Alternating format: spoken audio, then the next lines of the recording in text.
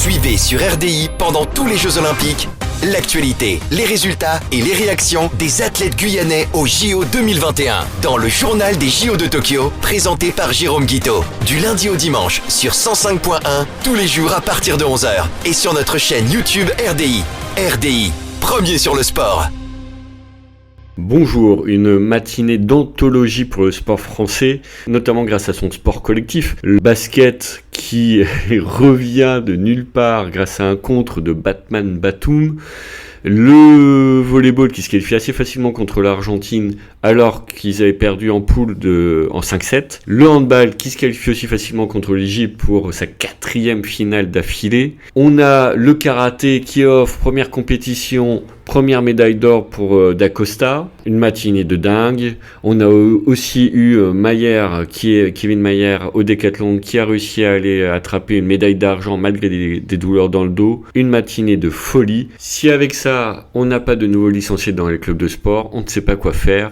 Je pense que n'importe qui a vu ce match de basket va se ruer au foyer rural de Montjoly ou à la Tour sur Cayenne ou au Cosma à Saint-Laurent-du-Maroni. Le handball est une valeur sûre aussi de médailles et de spectacles. Donc on espère que la Ligue de handball est prête à recueillir ces nouveaux licenciés. On a discuté avec Junior Ludop, son 3e vice-président. On est préparé à recevoir des licenciés à tout moment. Il faut être tout à fait exact.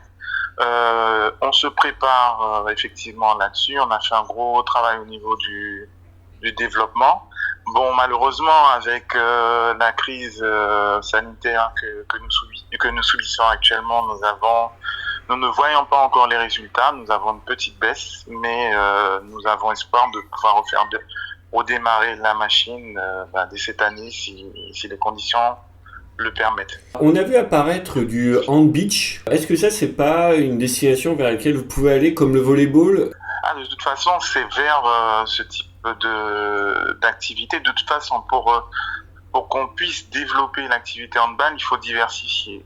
Alors, le beach, c'est vraiment là que la fédération et la Ligue de Guyane de handball veut mettre le doigt, veut vraiment accélérer. Donc, à ce niveau-là, dès cette année, nous allons mettre en place des compétitions, des camps d'initiation, tout un tas de mesures qui vont nous permettre d'aller dans ce sens et développer d'autres pratiques alternatives comme le hand à 4. Du hand à 4, c'est-à-dire aller vers quelque chose de plus ludique que compétitif.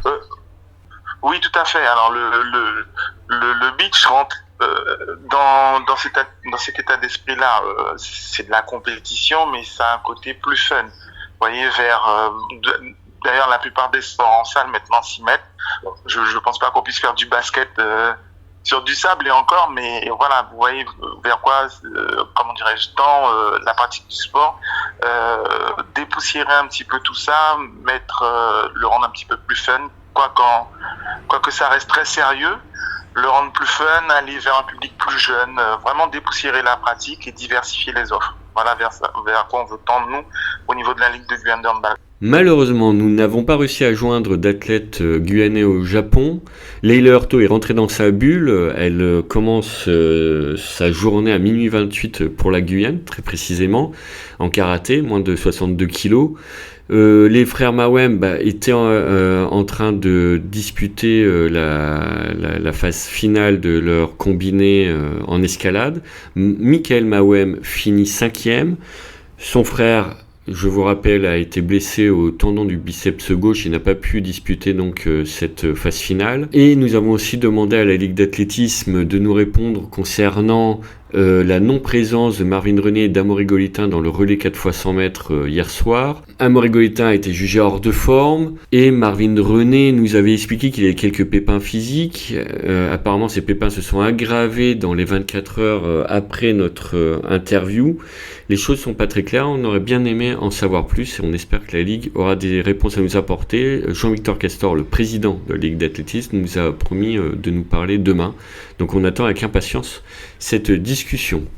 Sinon, les Jeux Olympiques continuent. Place maintenant au sport collectif féminin avec encore une chance de qualification du handball en finale contre la Suède à 9h30. Et on a aussi le basket qui affronte le Japon qui les a battus de 4 points en poule lors du premier match. Donc on espère aussi un exploit de ce côté-là. Bonne journée à vous. Actualité, résultats et réactions des athlètes guyanais aux Jeux Olympiques 2020 sur RDI. C'était le journal des JO de Tokyo, présenté par Jérôme Guiteau. RDI, premier sur le sport.